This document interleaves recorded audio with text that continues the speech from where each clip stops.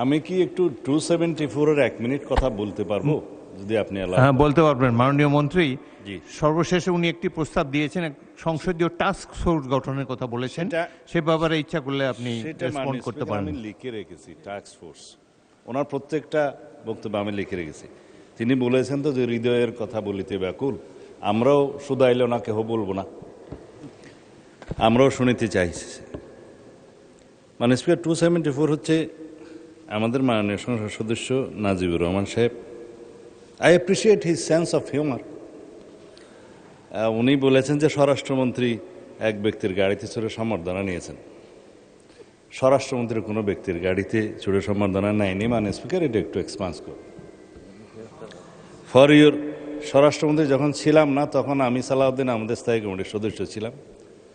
বিদেশ থেকে যখন এসেছি আমি আমার গাড়িতে করে সম্বর্ধনা নিয়েছি। আমার 4টি গাড়ি আছে, আমার 4 জন ড্রাইভার আছে, খুব একটা গরিব মানুষ না। কক্সবাজার যখন আমি গিয়েছি লক্ষ লোকের সমাবেশ হয়েছিল, কোনো গাড়ি বিমানবন্দরে তেমন ঢোকার সুযোগ হয়নি। অনেক লোকের মাইক্রোবাস জিপ টিপ ছিল, একটাতে উঠলাম, ওটাতে কেউ উঠতে দিল না মাইক্রোবাস, আরেকটাতে উঠলাম, আরেকটাতে 5 নম্বর গিয়ে বলে যে এটাতে উঠেন। পরে দেখা গেলো সেটা একটা কোনো ব্যক্তির নামে না, 17-18 বছর আগের গাড়ি, সেটা ট্রান্সফার হয়েছে যার নামে। সেই ব্যক্তি আমার এলাকায় বাড়ি, সে আগ্রহ করে বললো এখানে ওঠেন। ওখানে আমার উচ্ছেদে বহু দামি গাড়ি উপস্থিত ছিল কিন্তু পৌঁছাতে পারেনি। সেটা আমি জনগণের সামনে, দেশবাসীর সামনে তারপরেও দুঃখ প্রকাশ বলেছি এটা আমার ভুল হয়েছে যে আমি অন্য কোনো গাড়িতে উঠতে যেয়ে এই গাড়িতে আমার সমর্থকরা উঠিয়েছে, এবং সেটা কোনো ব্যক্তির নামে গাড়ি না।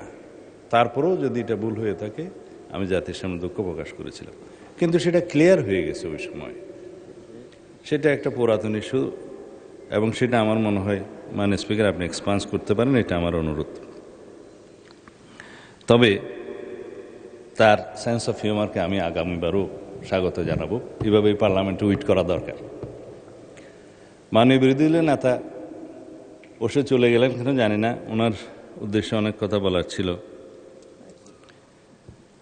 এখন আচ্ছা হয়তো আসছে স্যার, ধন্যবাদ।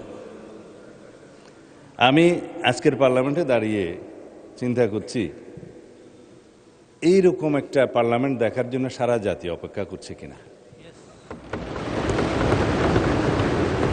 মানে স্পিকার তিনি আজকে যে প্রস্তাবটা নিয়ে এসছেন, পার্লামেন্টকে ভাইব্রেন্ট করেছেন, তার এই ভাইব্রেন্ট প্রপোজালের জন্য তাকে প্রথমে আমি ধন্যবাদ জানাই। তিনি হৃদয়ের কথা বলিতে চাহিয়াছেন, সারা জাতি শুনিতে চাইতেছে, আমরাও। তিনি মাননীয় বিরোধী দলীয় নেতা হিসেবে আজকে বক্তব্য না রেখে একজন জাতীয় নেতা হিসেবে বক্তব্য রেখেছেন।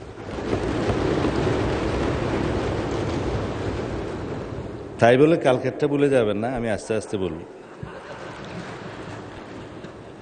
মানে স্পিকার আমাদের যেমন মাননীয় সদস্য মনিরুল চৌধুরী বক্তৃতা দিলে গোল কোন দিকে দিবে বোঝা যায় না, কিছুক্ষণ ওই দিকে গোল দিল তো কিছুক্ষণ আবার আমাদের দিকে দিল।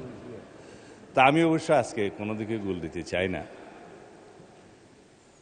আমরা শ্রমবাজার শুরু করতে দেখেছি শহীদ রাষ্ট্রপতি জিয়াউর রহমানকে। সেটা আজকে বাড়তে বাড়তে সারা দুনিয়ায় বিস্তৃত হয়েছে। তার এই দূরদৃষ্টি আমাদের জাতিকে রেমিটেন্সে সমৃদ্ধ করেছে।